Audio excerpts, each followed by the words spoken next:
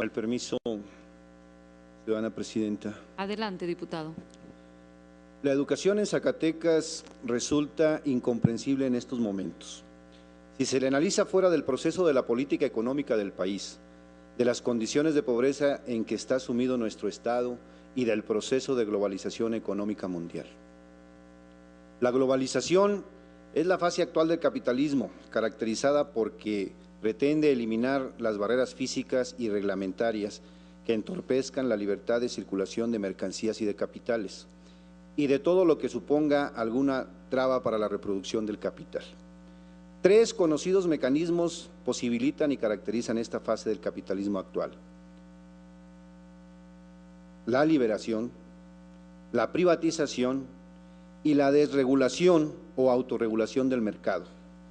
A su amparo y bajo su influencia se ha desarrollado la educación en la última década, caracterizada a pesar de todo como un periodo de reformas generalizados en todos los sistemas escolares y en una enorme preocupación por la mejora y la calidad de la misma.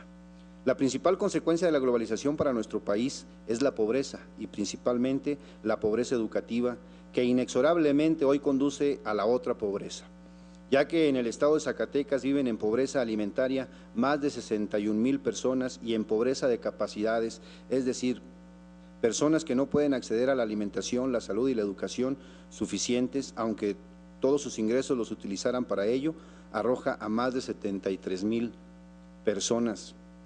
En total, los pobres en la entidad zacatecana superan los 134,000 personas.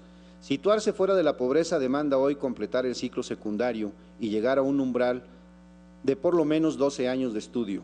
La pregunta sale espontánea: ¿cuántos niños en México llegan hoy a ese nivel de escolaridad sin verse excluidos del sistema? ¿Cuántos, pues, viven condenados a la pobreza? Según el Instituto Nacional para la Evaluación de la Educación en el Bachillerato, el número de jóvenes alumnos inscritos en el nivel medio superior es de 3.9 millones. Sin embargo, el número de jóvenes no inscritos es de 7.3 millones, lo que sobrepasó de manera importante la cifra de los que cursan el bachillerato. Una pobreza educativa que tiene las siguientes expresiones: el analfabetismo.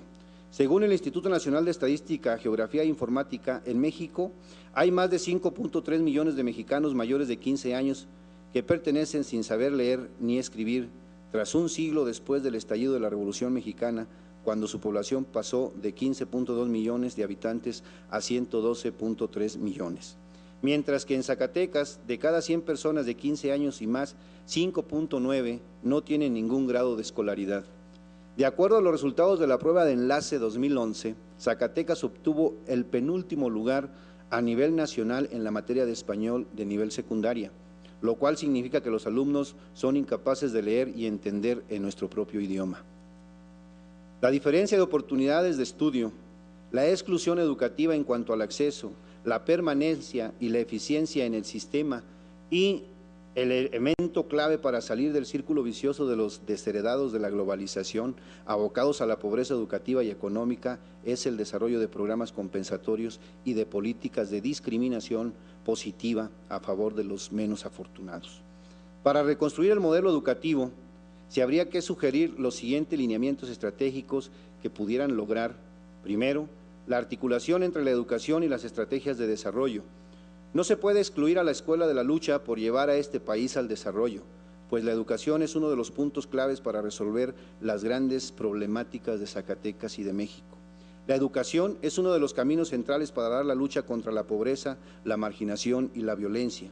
Segundo, el fortalecimiento en la dimensión democrática como estrategia de desarrollo educativo, toda vez que debe desarrollarse en las escuelas para formar ciudadanos capaces de participar activamente en el diseño del México que todos soñamos.